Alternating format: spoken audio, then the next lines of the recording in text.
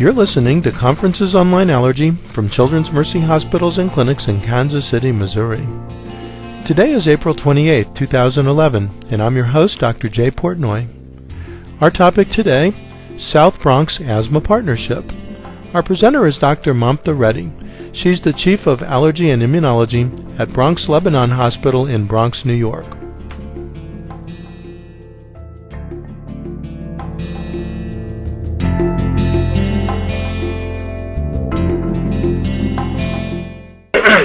Well, welcome to Conferences on Lyme Allergy from Children's Mercy Hospitals and Clinics in Kansas City, Missouri. Today is April 28, 2011, and we're here for a special edition of Conferences on Lyme Allergy. We're very fortunate today to be joined by Dr. Mamta Reddy. Dr. Reddy is the Chief of Allergy at Bronx Lebanon Hospital in New York. She also happens to be one of our former allergy fellows. I won't say exactly when she graduated, but it wasn't that long ago. And she's been very successful since finishing her fellowship. She's gone on to direct this new asthma program in Bronx, New York, and pretty much across the entire state of New York, and we're going to find out more about that in just a few minutes. Dr. Reddy also was given a very high honor yesterday at the alumni luncheon at the of UMKC's Alumni Association. She was given the award for the School of Medicine and joins the prestigious ranks of many other people who are very famous. They announced that there were 2 Pulitzer Prize winners yesterday at UMKC, so it's really a very illustrious group of people, and so it was a great honor, and congratulations on that. It's well deserved. So Dr. Reddy has agreed to speak with us this morning about the asthma partnership that she has developed. So I'm not going to take up any more time talking. I'll turn the podium over to you. There's the keyboard, and let me get the presentation, and we're going to learn about the South Bronx Asthma Partnership. So welcome to Conferences on Lyme Allergy, Dr. Reddy. Very good. Thank you for having me, and thank you for being there yesterday. That was nice to have you all there. So in the South Bronx, as you can see from the snapshot, we have a lot of diversity. And this picture is especially special to me because, first of all, to get that many kids of that age to sit down all at one time and take a picture is awfully fun. But as you can see, this is in a parking lot. This is where we did a local health fair, and it was kids from many walks of life. But as you can see, they've had a fun day painting, and the little guy in the middle has a sign from the subway station of Yankee Stadium. I'm not sure how he got that, but probably just found it in the parking lot. So South Bronx Asthma Partnership is what I want to talk to you about today. So this is the state of New York, and the colors represent how the state is divided by region, and each region, each of these 12 regions is designated for a regional childhood asthma coalition. And down here in the bottom, the red is New York City. So as you can kind of tell here, the density of the population in that little red spot actually covers 3 coalitions in that area, just because of the population is essentially packed into that geography. And when we first started, this is the South Bronx here, so when we first started in 2004, we were given these initial zip codes, and then as we grew and as funding expanded, we were able to expand our reach to include some other zip codes. So the South Bronx is comprised of a population that's 57% Hispanic and 37% Black, and communities afflicted with many of the common things that inner city populations experience: homelessness, poor housing, poor access to health care, low educational levels, discrimination, immigration-related issues, poor nutrition, low literacy, poor health outcomes. And in addition to what's common across the country in these kinds of neighborhoods, we also have the additional burden that 32% are born outside of the U.S., and many of them speak a language other than English at home. And the high school diploma rate is deplorably low, so that puts up a lot of challenges for us. So the mission of the coalition, like many asthma coalition, is to decrease the burden of asthma in the South Bronx by reducing emergency room visits, school absences, and hospitalization. So this is my SOBRAP team. We call it SOBRAP. And it's kind of just a word that people know in the South Bronx when it comes to asthma, even though it sounds like a funny acronym. But the team is comprised of administrators, educators, and something I'm really particularly proud of is the AmeriCorps Vista program. So VISTA stands for Volunteers in Service to America, and we usually take a couple in a year, and they're just highly motivated young people who want to do great things in public health, and they just, I mean, they act like a staff person that's a salaried employee at the hospital, even though they get very little to be fed and sheltered. So our partners have grown to include hospital clinics, providers from many of the different area health centers, and we partnered with many schools and daycares locally. One of our programs is specifically targeted at daycare children, and environmental groups take a particular interest in our activities, and governmental agencies and community groups get involved in a lot of outreach and activities that go on. So when we look at emergency department visits across the state, so this is divided by region, and the long bar is the South Bronx there, but the vertical line is meant to be where 60% of the hospital discharge rate is. And as you can see, not much even goes beyond that, but the South Bronx and New York City go well beyond that 60% mark. And kind of the same parallel for hospital discharges. So most of our programming is based on the chronic care model. It gets called different things these days, but the point of this is that you have to have different components of the healthcare system actively engaged in order to impact what your outcome will be. So in order to have an informed, activated patient supported by a prepared, proactive practice team and supported, integrated community, you have to address each of these components. So many of our programs specifically address different pieces of this. So I am employed by Bronx Lebanon Hospital Center, and even aside from the coalition work, you know, we have the typical things that a hospital center has. Our pediatric emergency department sees about 40,000 outpatient visits per year, and it's a very small hospital, so it's a pretty large volume for a small community hospital. So they have a separate asthma room off to the side where they line up the kids and have like a treatment room, and usually there's just a resident assigned to that room, and they've got all the albuterol in their system and shaking before the end of their shift, so we know who's been working in the asthma room. And then we have a new inpatient children's pavilion and pediatric intensive care unit. We have a couple of AECs that I'll tell you about that are helping us there, and an ambulatory care network, which is 5 sites of satellite clinics that we focus on, and the Pediatric Asthma Center, which is my home, and Pediatric Subspecialty Center, which is some of our more challenging patients, children with special needs who also have asthma, and Comprehensive Care Center, which you know, we don't have so much going on there, but we do a lot of education there.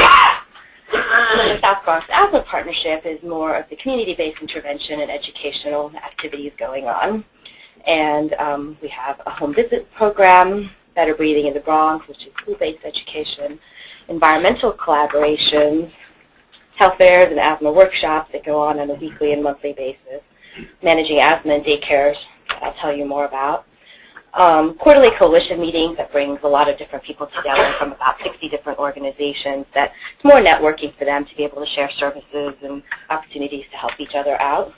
And my very favorite is our annual Asthma in the Bronx conference, which is usually a sold-out standing room only event, but it's free of charge, and it brings in a lot of different people from different parts of the community to learn about what's new in asthma and asthma education. And then we kind of have the section that we like to call, you know, the integrated part, where we really take a big part of what goes on clinically along with what we can do in the community. And I'm going to tell you more details about these programs. The Venn diagram. I love the Venn diagram. So our first program is called BEAM, and it stands for Bronx Emergency Asthma Management. And what we do with this is it's a stratified program, so we're identifying patients who make 2 or more emergency room visits in 6 months, 5 or more visits in a year, kind of depending on seasonality. And it's just an opportunity for us to link them with services and kind of have a nice joke that, we have this word called asthma, but there's many different ways to say asthma without actually saying asthma. So without a diagnosis, patients kind of get run through the system, particularly very young children. And I mean, these are diagnoses that you'll see in medical records, and I'm not sure how they're billing for some of these things, but my favorite's a touch of asthma. It's like being a little pregnant, sort of, kind of. So don't happy Weezers often have unhappy parents? So the audience for being, we collect them in a small room, have breakfast set up, call it a beam brunch or a beam breakfast, depending on the time of day. And it's nice because this is, a very attentive audience. It's hard to get them there, but once they're actually there, we can do just basic education in a matter of a half an hour that, one little fact might be what, the light bulb that makes them know what to go seek beyond that. So, one of my favorite parts of this is Evelyn, who's the woman in this photo up here with me. She's from the community. She speaks Spanish. She's kind of, just really blends in with the community. She doesn't have that aura of a medical professional that a lot of my patients are just so polite and know the right answers and say the right thing to me, and then she spends 5 minutes with them and all the truths come out, and so she's a real asset to have. So and she recently got her bachelor's degree and recently got her AAC, so she's been a real asset to the program. So we do joint education, some individualized information, get some tears just because people are just so moved by the idea of how could I have not known that all these years, and so and it's kind of like a support group kind of event where the parents all in the same room realize they're not alone and there's other people who need the same help that they do. So over the past 5 years of this program's existence, there have been a lot of obstacles. We invite maybe about 200 families every 3 months to this event, and we may only get 5 people that show up, and a good event is about 20.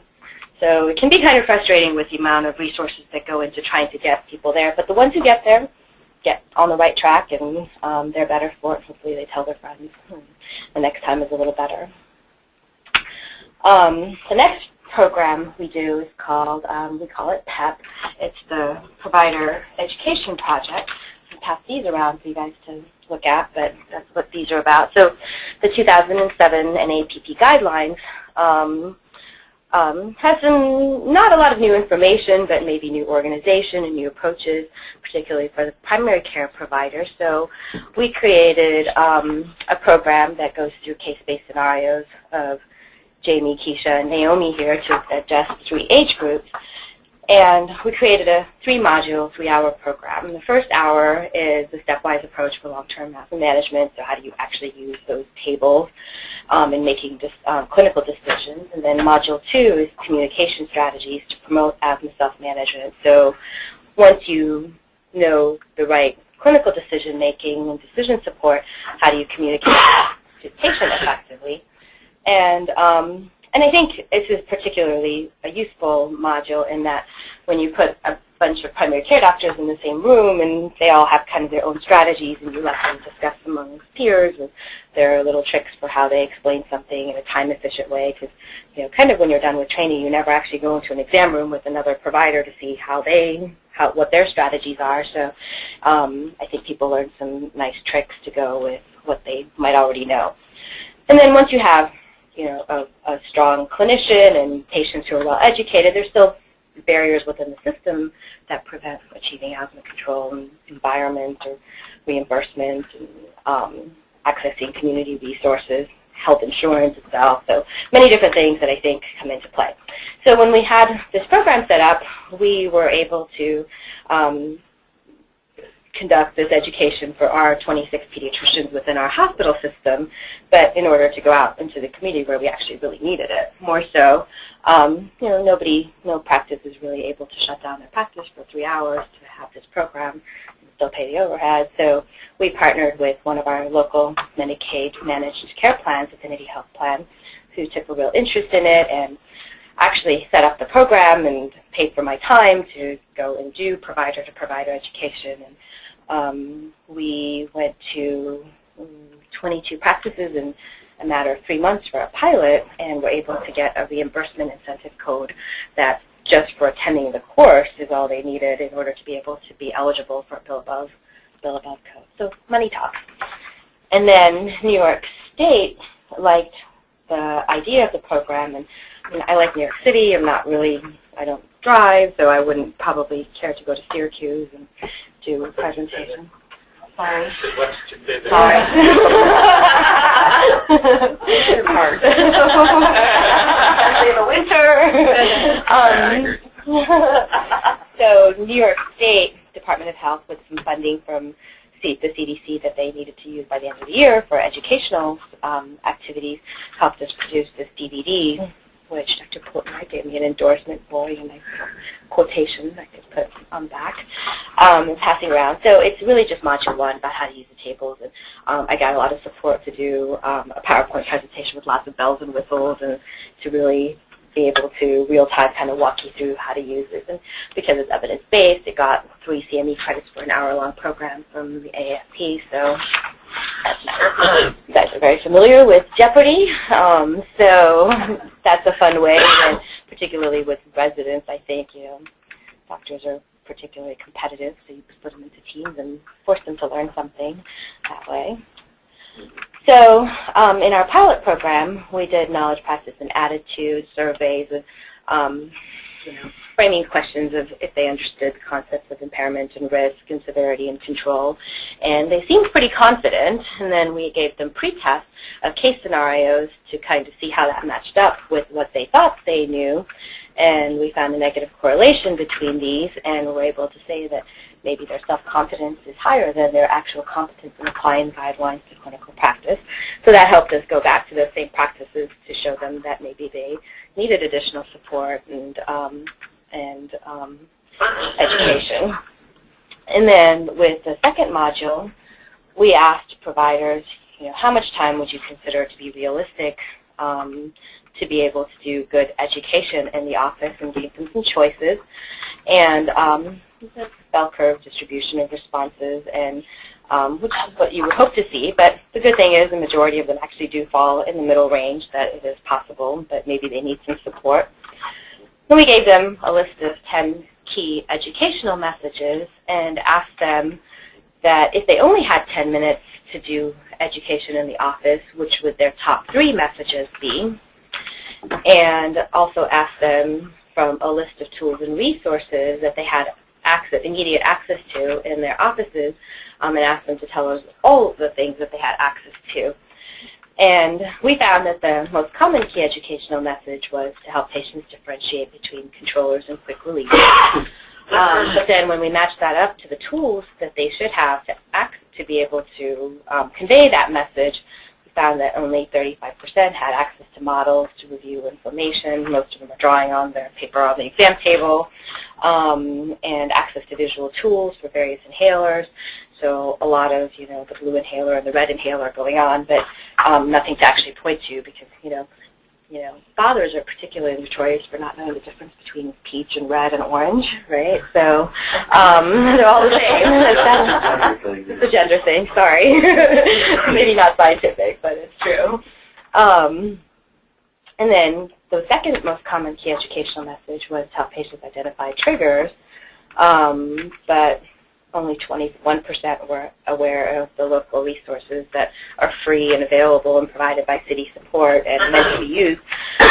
And the third educational message that was most common was teaching patients how to use their delivery devices, but yet only 37% had access to a sample spacer, 42% had access to a sample MDI, and only 27% had access to a discus while they were promoting them and using them.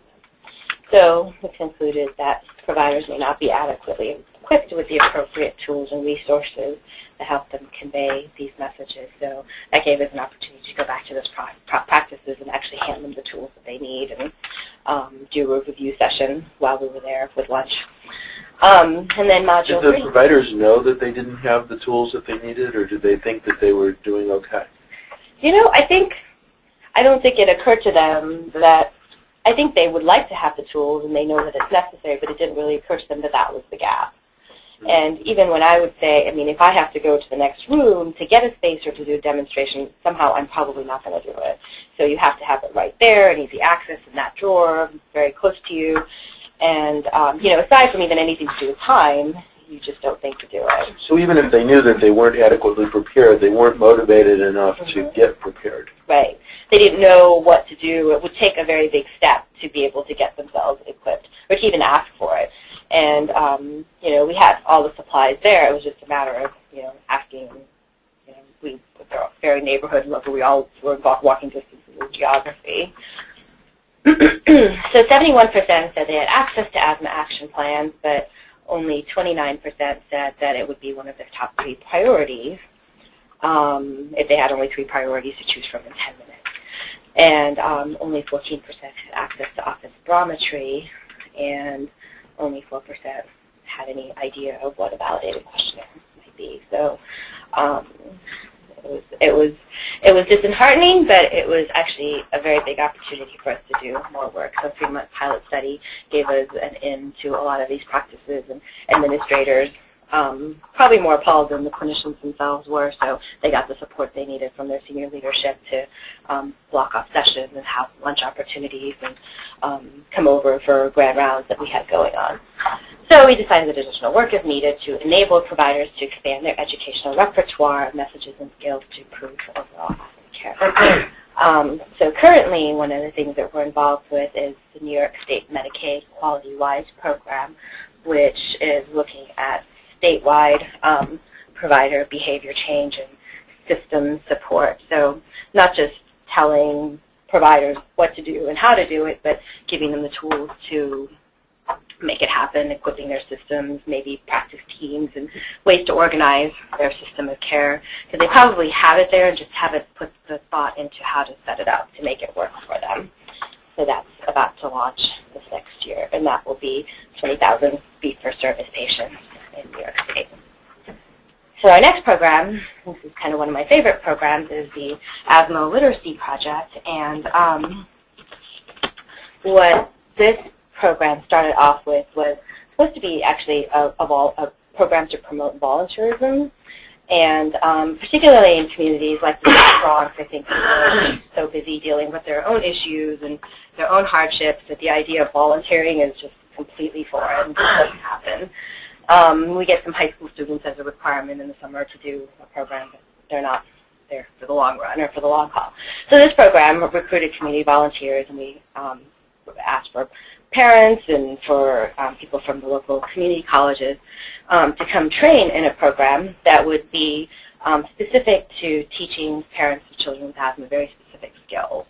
So it wasn't about education and knowledge and information. It was about just specific skills. How do you do a certain skill to get the job done? And it's kind of an interesting story for how it evolved. So these community volunteers and our focus of asthma education and our need in emergency care settings, we focused on health literacy to create this program we call ALP. So, you know, when we talk about asthma, there's so many words that we use that we understand, but to a patient, it probably just feels like this in their head. And so it's kind of a way of for us to organize these and help them. So when we think about key educational messages, we actually worked with the Literacy Assistance Center of New York, who were focused on adult learning theory. And they said, you know, if you have all these ideas, you can't teach patients all this stuff. You've got to pick 3 things. And that was really tough for me. I mean, they caught my tongue a lot. And I would say, and they're like, no, only three ideas. So these were the 3 ideas that we chose, and began to develop teaching tools that were specific to these messages. So the volunteers are trained to deliver a script, and they actually memorize the script and practice and role play. And in fact, when it comes to a question that a patient has, if it's not actually on the script, they're not allowed to answer it because they're not healthcare professionals. They're community volunteers, and they're trained to say, "That's a great question. Let me help you write that down to ask your doctor." And it's tough because I think once they get in that mode of trying to be helpful and trying to share information, and they feel what it feels like to help a patient have an aha moment, they don't stop, and they actually think they're allergists and ready to talk the talk. So we kind of have to have some oversight on them so they don't talk out of line and answer questions, or start talking about side effects and that kind of thing. So we have a how to use a spacer, how to use a spacer with a face mask, and we do it in Spanish and English. Oh, and one of our AmeriCorps Vista volunteers who she's artistically inclined, she sketched this and scanned it and InDesign, and I don't even know the right words, but she spent about 3 months on it, didn't do anything else, but it was a great product that she ended up with. And so we call this a module program, so our second message was understanding asthma medicine and treatment, and kind of try to format it off of the asthma action plan of what they specifically needed to know, and sort of a worksheet of walking through what a medication does, when do you take it, be careful, and kind of leave the last column for what the volunteer encourages the patient to talk to their doctor about. So it makes the patient kind of in charge of their own questions and their own decisions. So when they go to the doctor, they can ask informed questions and hopefully get what they need from the doctor, who may not be trained enough to know what to give the patient without a patient asking. And then symptom diaries, usually kind of grid formats. You just kind of see the grid and you just kind of shut down. But calendars are something patients are already used to seeing in that format. So we kind of made a symptom diary based off that. So answer these questions every day. Did my child cough last night? Did my child need a quick relief inhaler? Does my child have difficulty with exercise or activity? And then to use symbols that go with different upper respiratory symptoms or other symptoms. So kind of gets them active in their daily monitoring. And if they actually bring that back, which they do bring these back more than they did the traditional grids, so kind of helps us give them some more guidance. So with these ALP modules, we have 3 of these modules, and just to kind of show that the distribution of how we do these matches the seasonal variation. So these volunteers, we usually have about 7 or 8 volunteers, maybe 7 to 10 volunteers at any given time, depending on the cycle, who, don't cost us anything. They're there doing their volunteer hours. Maybe they need a reference letter for whatever next step they have in their life, but they usually give us about 14 volunteer hours a week, and so they're in the emergency room, in the asthma department, in the asthma room, and on the inpatient wards doing their scripts. We recently added this 4th module on triggers, and the same young lady sketched this out. She was upset that the bed wasn't proportional to the room and wanted to do it over again. So triggers can cause asthma symptoms. What in this bedroom do you notice that could be a trigger for your child's asthma? It's kind of an activity. Kids get really interested just because it's in color and lean over, and I have it on laminated sheets, so we kind of, while I'm doing my EMR stuff, they kind of go through it and name off some things. And, what are your triggers, to actually go through and mark on their sheet what they might consider triggers, and maybe put them on the radar for what they should possibly be considering as triggers. Those little mice look like they're having a good time. Yeah, little party there. And then the back side of this laminated sheet, we say you can reduce your exposure to triggers. What do you notice in this bedroom that's different than the other side? And it seems like a really neat bedroom to me. I wish my bedroom looked like that. But so they can point out the stuffed animals are in the toy box, and there's no longer a curtain, and so helping them focus their efforts on the bedroom, where they might spend 8 to 10 hours a day, and then go through a list of how to reduce exposure to triggers, and simple and expensive practical things they should be doing in their homes, and ask them to choose what 3 things you think you can do before the next time you come back to see me, so they can choose and maybe have other ideas. And I think people get excited about being able to do things on their own. And then the Managing Asthma in Daycares program is one of our larger programs, and this brings health tracking and coordination of care for children with asthma and early childhood programs in New York City. So, and what's interesting is most of these child care centers, they get their reimbursement based on attendance. So if their kids are out sick, even if it's not officially for asthma, they don't get paid. So the programs, the staff were very interested in having us come in to do programs. So we get a lot of receptivity and I mean, more than you could really believe from somebody who's not their responsibility to do this tracking.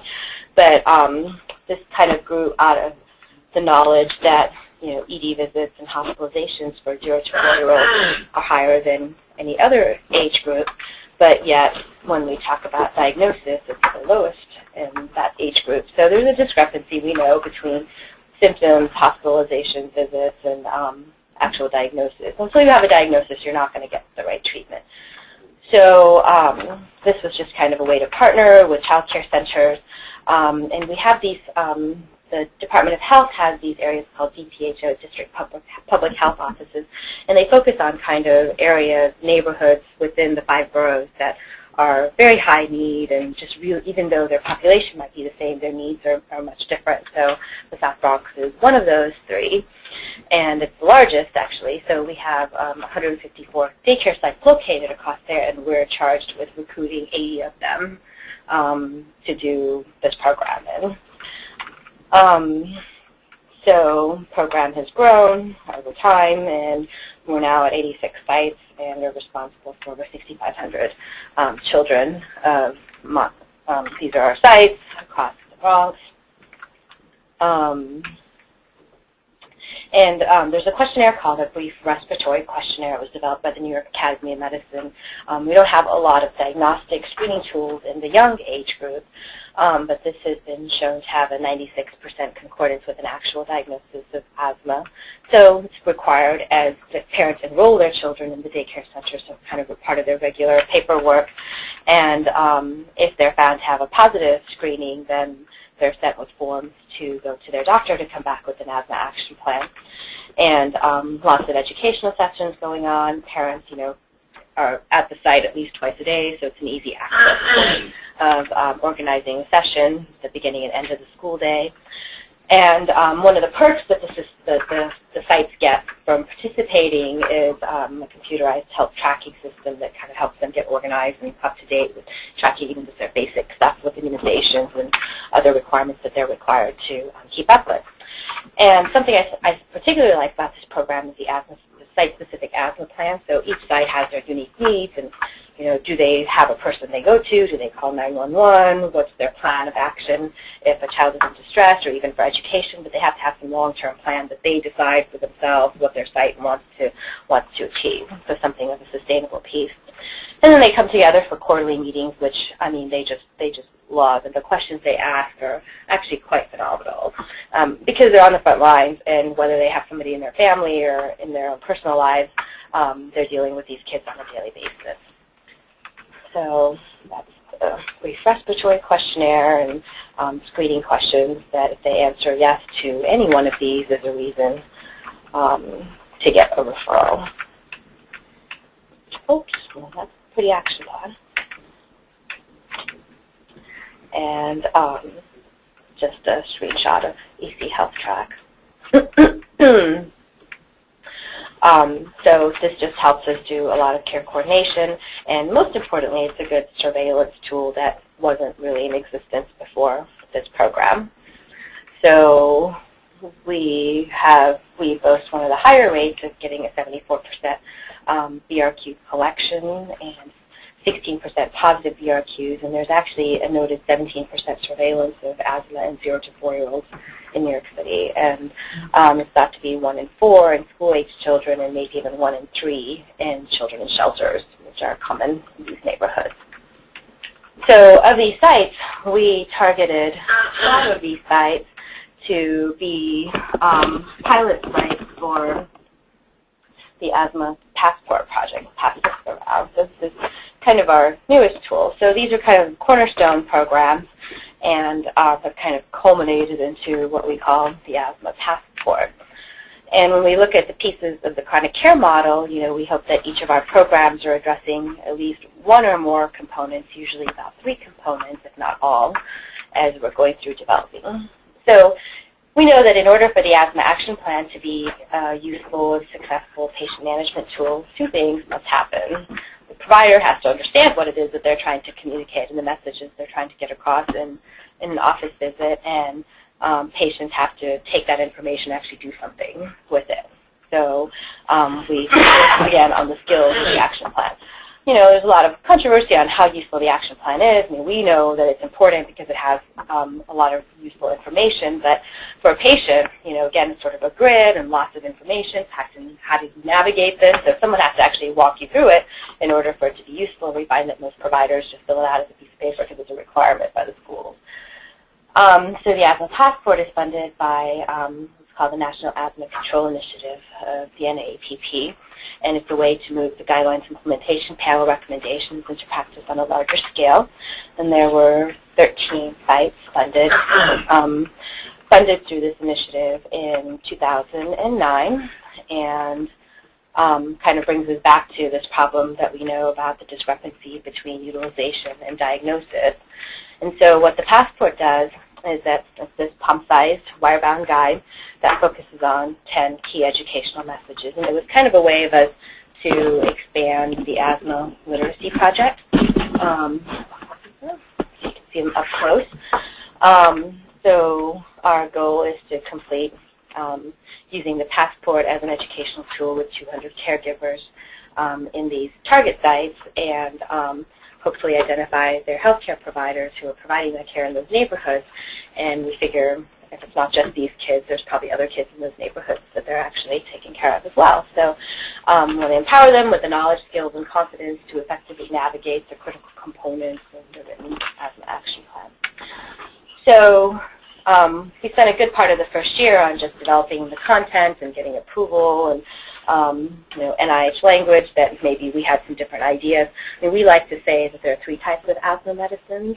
There's probably really only 2 categories of asthma medicines, because we have a lot of patients who take who get systemic steroids and think that that's not a problem at all. And why wouldn't you do that and get a quick remedy over taking something daily? There's a lot of cultural health beliefs that don't encourage daily medicine if you're well.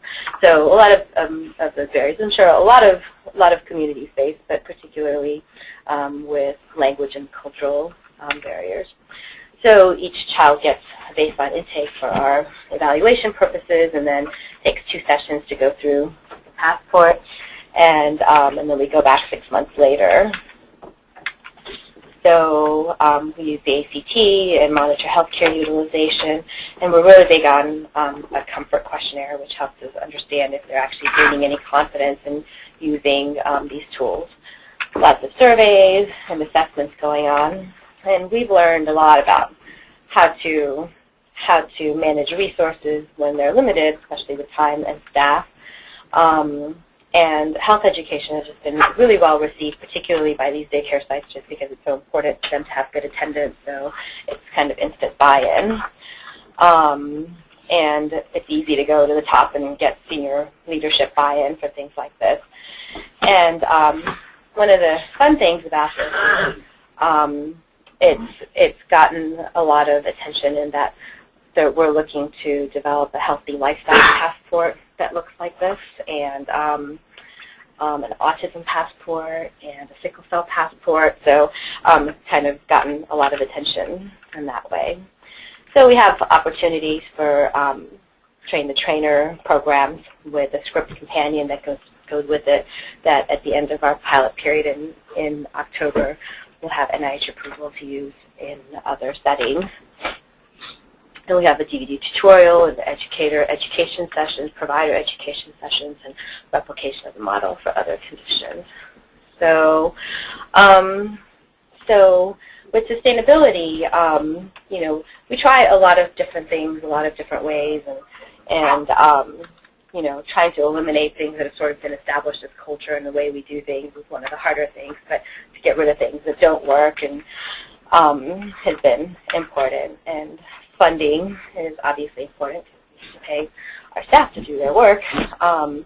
And I mean, the South Bronx is one of the poorest congressional districts in the country, even though it's bordered by a lot of wealthy areas. The funding that comes by way of government sources isn't that high, but there are amazingly a lot of foundations around that if you propose a good program and voice that you're going to make them look good by doing good things with their money, money is there to do things. So it's kind of growing a little bit out of control at this point. That, I mean, we always hire staff to take on a new program, but it still requires a lot of oversight. So our newest funding just came in about 2 weeks ago. It's called the Asthma Champions Program, also funded by the National Asthma Control Initiative, is to do champion programs. So we're looking to recruit 25 junior faculty from pediatric residency training programs across the country who do not have access to an allergy or pulmonology training program locally, who demonstrate high need, to bring them in to do a champion program so they can go back and do the same things back home. So we've learned a lot about leveraging resources and personnel and kind of upholding a reputation in the community. People know what SOGAP is, even outside of asthma circles, and building institutional capacity. And when we develop these tools, we're happy to share them with whoever wants them. We just have to leave our logo on there, which you'd be surprised how many people want to strip the logo and put their own on it. But so we share these tools, and projects have been spreading. And we've talked about these in some of our local and national conferences, and kind of gotten to spread the word and bring in more. And one of the things that we're most proud to see is over the course of these 8 years, since this program has started, there hasn't been a real change in the volume of emergency room visits for asthma. So patients don't come with asthma for whatever reason, but there's been a dramatic decline, over a 60% decline in hospitalization. You know, that could be what's going on across the country in that trend, but we can't take credit for all of it. But for the amount of money, time, effort, resources that have gone into it, it's a dramatic drop. I mean, the year before the program had started, just as an example, there were 1,500 visits for asthma, admissions for asthma to our hospital, small 20-bed community hospitals, where asthma was one of the more serious things our hospital could take care of, so it was important for revenue. And when that 3 years ago cuts down to 458 hospitalizations, the administration's not very happy with the program somehow, but have a very supportive chairman who sees that as an opportunity to build other programs. And actually in the last 3 years, we've, on that note of knowing that our asthma utilization has gone down all for good reasons, no one can dispute that's not a happy reason, he's actually put resources towards building an intensive care unit where we would actually take other acute illnesses besides asthma. So it's been kind of a learning experience. This is our staff. This is Joseph and Josephine, who I met 7 years ago, so they're much older than this now. Wow.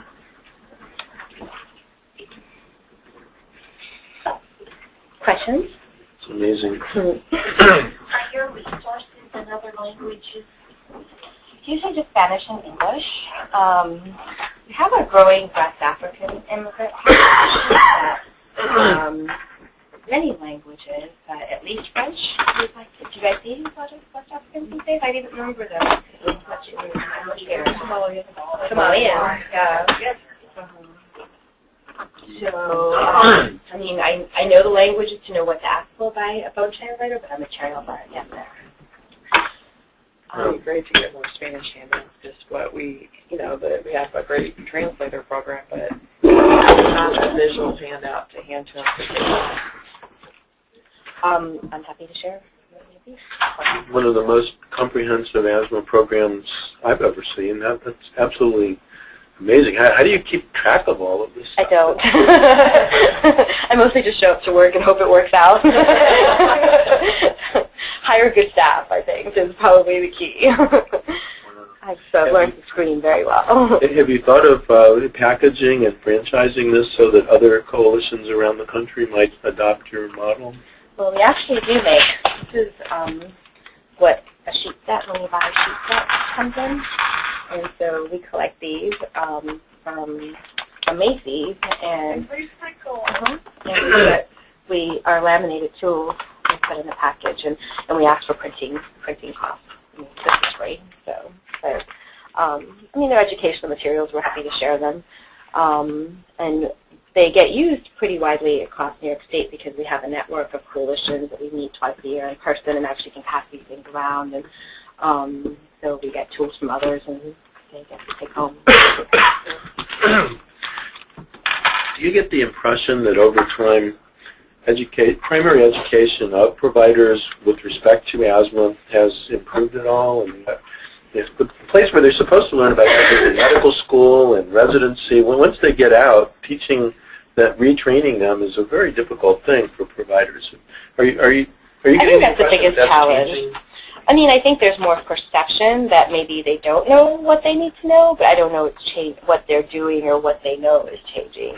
But I think at least if they can acknowledge that maybe they need to be doing things, at least we get more referrals. I mean, I remember many years ago, 5 or 6 years ago, one of our local providers, I mean, she would just to my face tell me, oh, I see so many applications. And, you know, I tell them to use their albuterol, and if it doesn't work, go to the emergency room. I'm like, are you really saying that to my face? And right here to me. And she came to a provider education program and was just completely blown away. And when I said, well, you know, if you see a patient who's been given systemic steroids more than twice in 6 months, you should prescribe an inhaled steroid. She goes, I'll just refer them to you. You know, so I mean, she sat through a 3-hour program, but she's not. I mean, she's just not equipped in her training to be comfortable writing it. And I have so many providers who will do the Dicazone 44, but they just cannot do the 110. But they give out systemic steroids so easily. So, you know, I mean, it's interesting to hear. I mean, it's a struggle. Yeah. You know, the most common disease management for asthma programs that I hear about are send us all your patients and we'll take care of them. The asthma center model. And what I like so much about the approach that you've taken is that you're training the providers out in the field to do a better job of managing their patients. So you're creating an army of qualified asthma managers as opposed to send us all your patients. You can't treat all of the patients. There's too many of them. Well, one of the health plans is actually interested in, you know, how pharmaceutical reps will come in to do their 5-minute detailing of a drug. So they call it an academic detailing program to have a toolkit with specific skills, just like our volunteers are expected to do. They're not even healthcare anything trained professionals. But these are 3 skills you must teach your patients, and this is how you're going to do it. And these are the guidelines that say to do it, this, this, and this. So these are the 3 things you must do with every patient that comes in to do asthma, a 5-minute pitch. We haven't seen if that makes an impact or if anybody's actually doing it, but that's the most recent thing that's gone on. And that's one health plan interested in their healthcare providers and the members that they take care of so they can track their members over time. Any other questions or comments? I guess anything like that health counseling that where you can send people out to people's homes and actually. So we have something called Healthy Nest that has a contract with the city that they can do anything but public housing, because public housing has their own intervention. So they'll come in and they'll do some sampling, and these are multi-unit housing dwellings that we're talking about. They're not even just homes, but you know, 40-floor high-rises. So affecting one unit doesn't do so much because of the environment around them. But they'll go in with the HEPA vacuum, they caulk up holes where the cockroaches and mice come from, and kind of just do some remediation. It's supposed to be, I mean, if they came to your house or my house, it would be a $400 intervention, but all you have to say is there's a family member with asthma and it's paid for by the city contract. But sadly, it's actually underutilized. And there's actually a thought that patients don't want these people coming in their house or see how they live or immigration or whatever, how bad it is.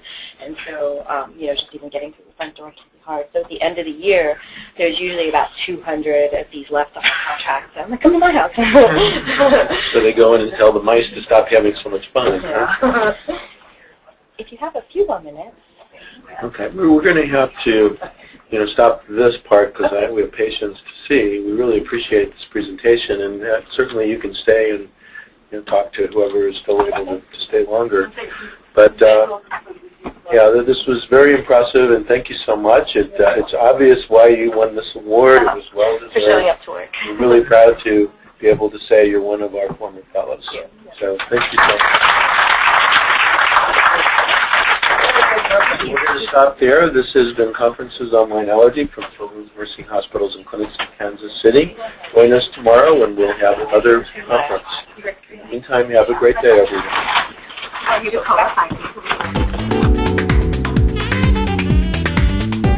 This has been an ACAAI production.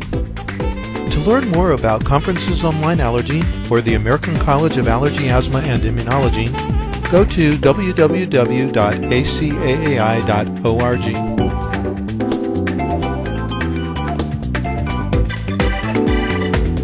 See you next time.